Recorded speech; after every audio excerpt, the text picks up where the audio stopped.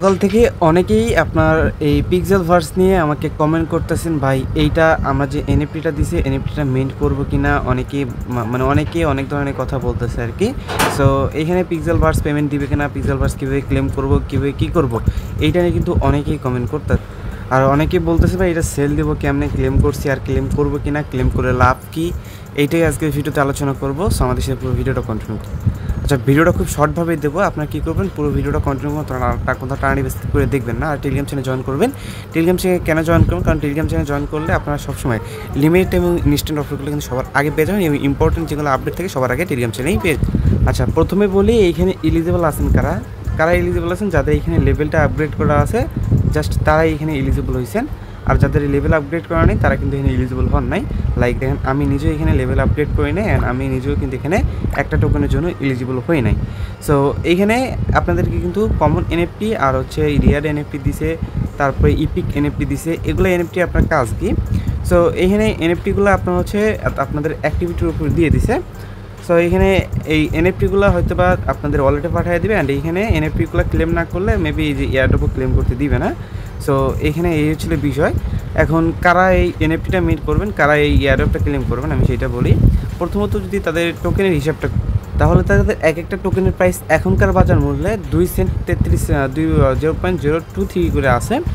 So অনেকেই পাইছে 250টা token যার ভ্যালু $5, অনেকেই পাইছে 650টা টোকেন যার ভ্যালু হচ্ছে $15। ওকে, মাথায় রাখবেন এই বিষয়গুলো।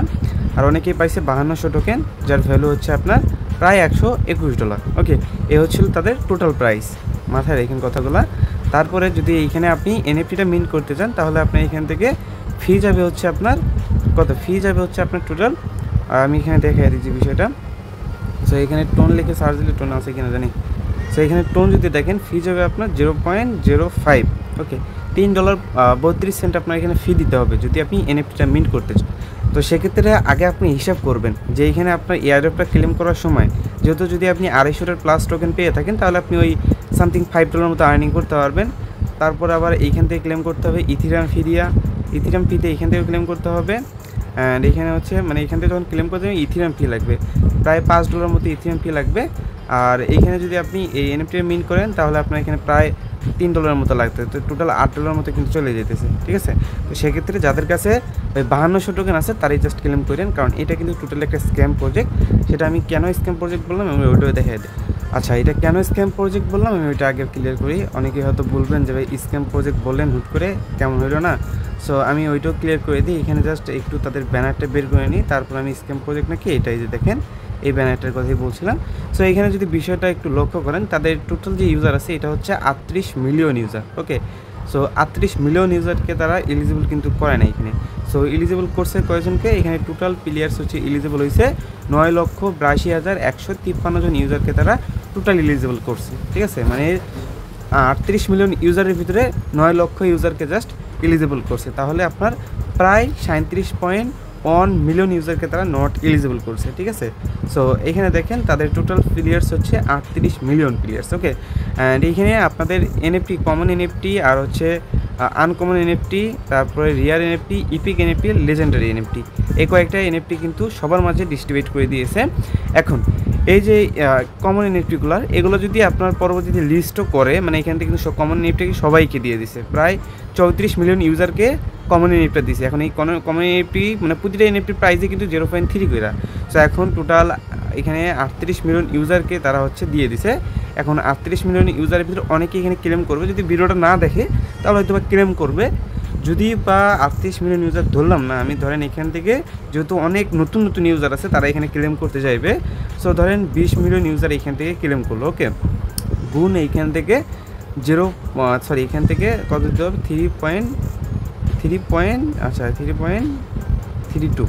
সো এইখানে প্রায় দেখেন 66 মিলিয়নের মতো তারা হচ্ছে এইখান থেকে প্রায় $66 মিলিয়ন এখান থেকে তারা কি করবে, স্ক্যাম করে নিয়ে যাবে জাস্ট এইখান থেকে, যারা বুঝবে না তাদের থেকে। ওকে, বাকি এখানে তো আরও রিয়ার এনএফটি আছে, লেজেন্ডারি, যাদের কাছে যারা হচ্ছে লেজেন্ডারি এনএফটিটা পাইছেন, ইপিক এনএফটি পাইছেন আর রিয়ার এনএফটি পাইছেন, চাইলে ক্লেম করতে পারেন। বাট যদি আপনার লস হয় তো সেক্ষেত্রে আপনি এখান থেকে মিন্ট করবেন না। ওকে, এই ছিল বিষয়। আর এইখানে যে বিষয়গুলো ধরে দিছে তারা এটাই তো এখান থেকে আপনারা চাইলে এখন ক্লেম করবেন কি করবেন এটা তো আপনার বলেই দিলাম যে এখান থেকে মানে কী করলে কী হবে না হবে সেটা তো বলেই দিলাম। আর এইখান থেকে যাদের টোকেন দিছে তারা হচ্ছে কীভাবে ক্লেম করবেন আমি ওইটা বলে দিই। আর এখানে ক্লেম এনএফটিটা ক্লেম করতে গেলে জাস্ট ক্লেমে যদি ক্লিক করেন না, যদি ক্লেম করতে চান আপনি, এটা কিন্তু আপনার ব্যক্তিগত ইচ্ছা, যদিও আমি বলবো না যে এখানে ইনভেস্টমেন্ট করেন আপনি। তো জাস্ট ক্লেমে ক্লিক করলে আপনার ওয়ালেটের ভিতরে একটা ট্রানজেকশন নিয়ে যাবে। এখন হচ্ছে সামথিং রং দেখাবে কারণ এখন হচ্ছে সার্ভারের প্রবলেম। সো যখন এটা ক্লেম করতে যাবেন তখন আপনার ওয়ালেটের ভিতরে নিয়ে যাবে, তখন ওখান থেকে ক্লেম করতে বলবে। তো এরা যে ইয়ারড্রপ দিচ্ছে একদম সেই পরিমাণে ওইটাও কিন্তু দেয় নাই, এক কথা এখনও তারা ইয়ারড্রপটা ক্লেমই করতে দেয় নাই, ঠিক আছে। তো যখন ইয়ারড্রপটা ক্লেম করতে দেবে তখন না বোঝা যাবে। আর যখন ইয়ারড্রপটা ক্লেম করতে দেবে টোকেনের প্রাইসও কিন্তু অত থাকবে না, যেহেতু তারা এখনও ইয়ারড্রপ দেয় নাই। তখন তাদের টোকেনের প্রাইসটা 1 সেন্টের নিচে চলে যাবে, ঠিক আছে। 1 সেন্টের নিচে চলে যাবে, প্রায় এখান থেকে ওই 0.001-এ চলে যাবে। দেখেন 0.01-এ 0.005-এ চলে যেতে পারে, এরকম একটা বিষয় চলে যাবে, কারণ তারা এখন ইয়ারড্রপটা দেয় নাই। যখন ইয়ারড্রপটা দিবে তখন কিন্তু এটার হয়ে শেষ হয়ে যাবে, ঠিক আছে। এখন এটা ক্লেম করার যে বিষয়গুলো, এখন যাদের কম টোকেন আছে আমি সাজেস্ট করবো না তারা এই এনএফটিটা ক্লেম করেন। আমি নিজে তো ক্লেম করবো না, কারণ আমাকে নিজেই এলিজিবল রাখেন এই ইয়ারড্রপের জন্য।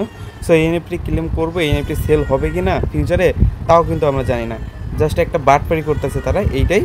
আর এইখানে এর বেশি কোনো কিছু আপডেট দেওয়ার নাই আর কি, ঠিক আছে। আমি জাস্ট আপনাদের এইটা বারণ করতে আসছিলাম, যাদের সব কিছু ক্লেম করে $2-4 লাভ হবে তারাই ক্লেম করে, না যাদের লাভ হবে না একবারেই হিসাব করে দেখবেন, যদি লাভ নাই হয় একবারে তাহলে ক্লেম করার দরকার নেই, ঠিক আছে।